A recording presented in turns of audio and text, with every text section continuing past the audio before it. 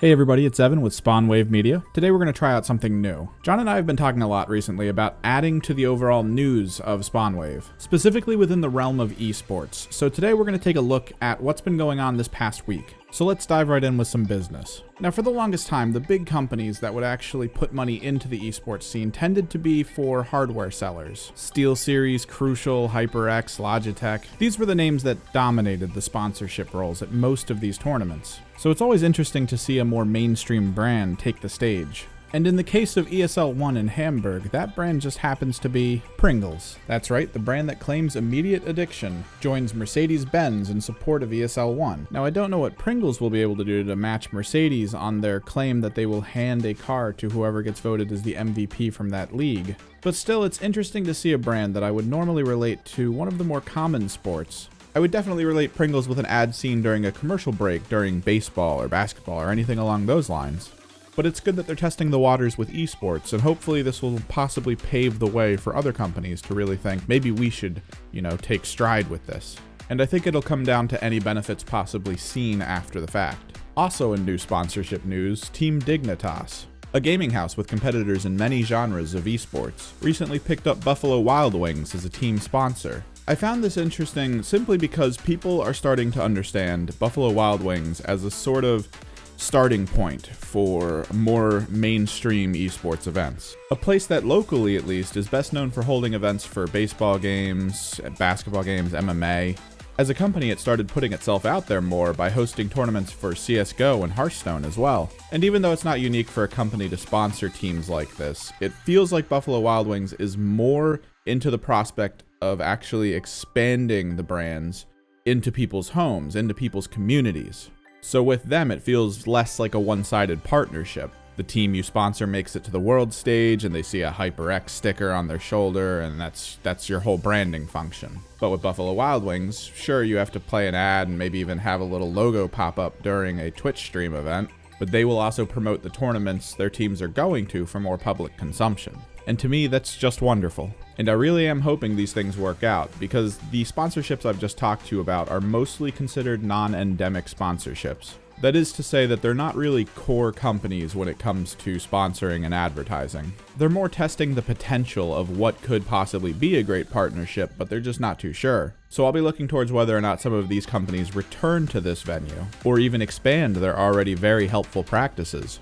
It'll be a good test to know really where the esports realm stands currently in the public eye. That being said, one of the major stories this week was of a massive franchise buying their way into esports. The New York Yankees, the world's second largest sports franchise, recently bought into a company known as Vision Esports, which serves as a parent company for groups like Twin Galaxies, Vision Entertainment, as well as a team collective known as Echo Fox. Similar to Team Dignitas, they exist as a gaming house with people in many different titles and genres all over the competitive scene. Normally, the notable purchases of teams in this way tend to come in the form of the players of these major physical sports teams. So to see a massive franchise step into the ring is something truly awe-inspiring. I feel like we're seeing a shift from esports teams being purchased by people with just way too much money who want to do it mostly because it's fun, it's something that interests them a little bit, to actually becoming part of something more business-oriented.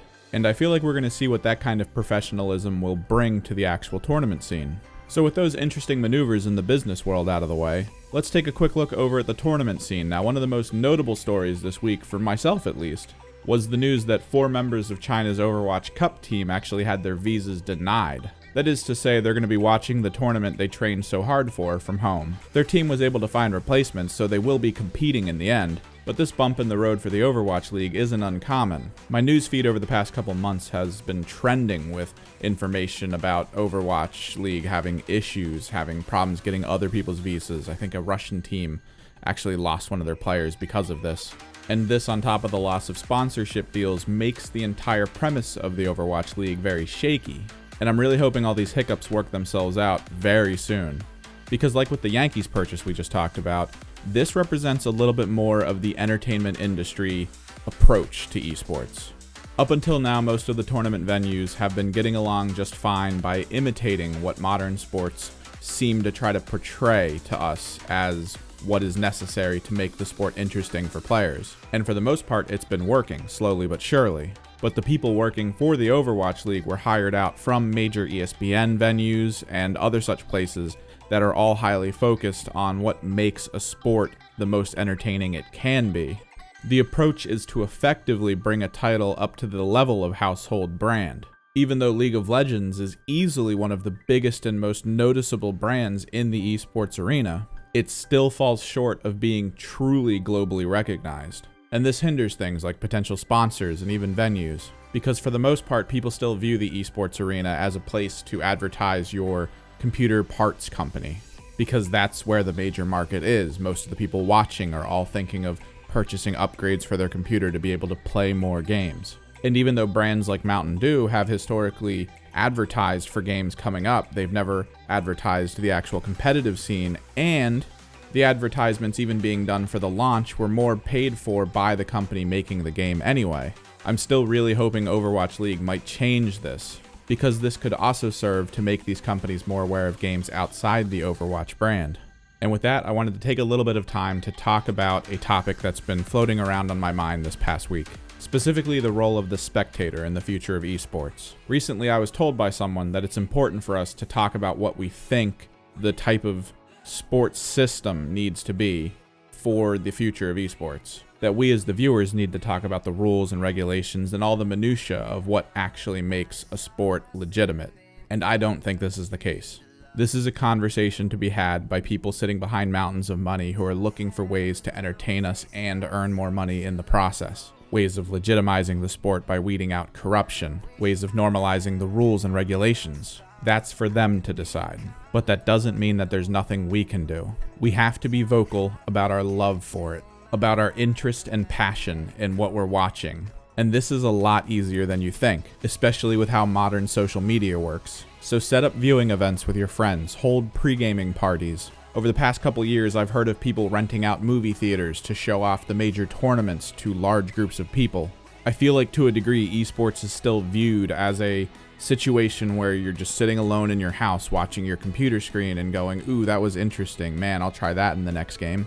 But it's not. It's evolved past that. It's able to pack full stadiums filled with fans who are even wearing outfits from their favorite characters in the game. Or they'll wear jerseys showing off the logos of their favorite teams and even the names of their favorite players. We're already on the cusp of this whole thing being more socially acceptable than most of us will really understand. But even these tournament scenes feel like a microcosm. Sure, that's a couple thousand people all in one area enjoying a game, and that's a fantastic thing. But what's missing are the millions of fans showing their love for it from all over the world. So the next time the International or Worlds or even EVO comes around, see what you can do to make it a local event. Host a viewing out of your house or rent out a public place. Get as many people as you can together, excited to watch these games, excited to watch people compete. But most importantly, let the world know how excited you are. Facebook, Twitter, Instagram, make everyone know that in that moment, you're all having the time of your life and it's all because of an esports event. That's really going to be what gets these wheels turning faster. I'm Evan with Spawnwave Media. Thanks for listening.